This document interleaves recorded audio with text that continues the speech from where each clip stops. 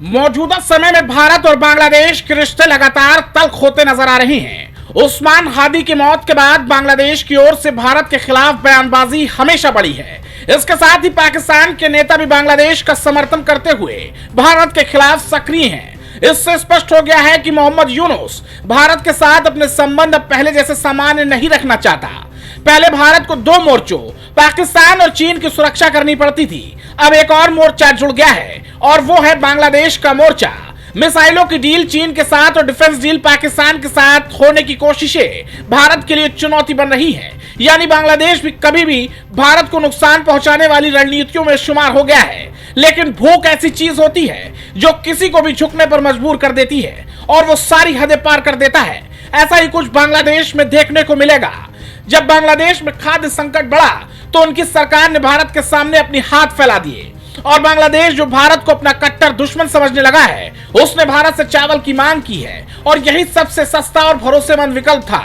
वहीं इस बीच बांग्लादेश के वित्त सलाहकार सलाउद्दीन अहमद का कहना है कि मोहम्मद यूनुस ने भारत के साथ तनावपूर्ण संबंध सुधारने के लिए कदम उठाए हैं। ढाका सरकार राजनीतिक बयानबाजी और आर्थिक हितों को अलग कर आर्थिक संबंध सुधारने पर ध्यान दे रही है। अहमद ने कहा कि यूनुस भारत के साथ कूटनीतिक संबंध सुधारने में सक्रिय हैं और उन्होंने विभिन्न संबंधित पक्षों से बातचीत की है। हालांकि अभी तक सीधे तौर पर भारत सरकार से संवाद नहीं हुआ है। उनका कहना है कि बांग्लादेश की व्यापार नीति राजनीतिक विचारों से संचालित नहीं होती। भारत से चावल आयात करना अन्य देशों की तुलना में सस्ता और व्यवहारिक है, इसलिए सरकार ने भारत से चावल खरीदने का प्रस्ताव मंजूर किया। वहीं सोशल मीडिया पर भारत में कई लोग इसका विरोध कर रहे हैं कि बांग्लादेश को कोई सामान नहीं भेजा जाए। बावजूद इसके बांग्लादेश का अनाज भंडार लगभग खत्म हो रहा है और सरकार ने आधिकारिक रूप से भारत से मदद मांगी है।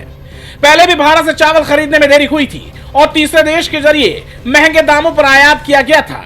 बाद में बांग्लादेश ने स्पष्ट किया कि भारत से ही चावल खरीदना सबसे सही विकल्प है।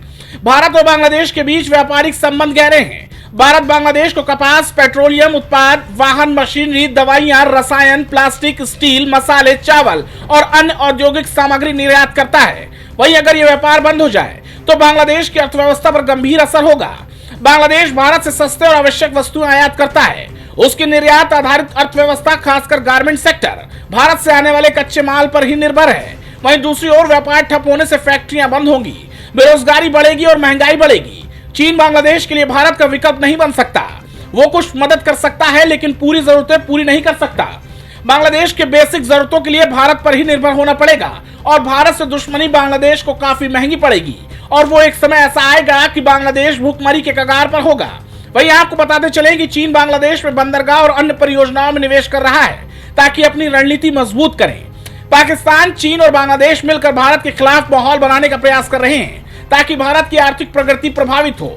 कुछ सीमावर्ती इलाकों में आयात निर्यात रोक दिए जाने के बाद बांग्लादेश पर दबाव बढ़ा है। आने वाले समय में इसका असर वहां की जनता पर और अधिक गहरा पड़ सकता है। लेकिन अब सवाल यह है कि भारत को बांग्लादेश को चावल भेजना चाहिए या फिर नहीं। इस पर आपकी क्या राय है, इसको कमेंट बॉक्स में जरूर बताएं। Desk report, prime TV.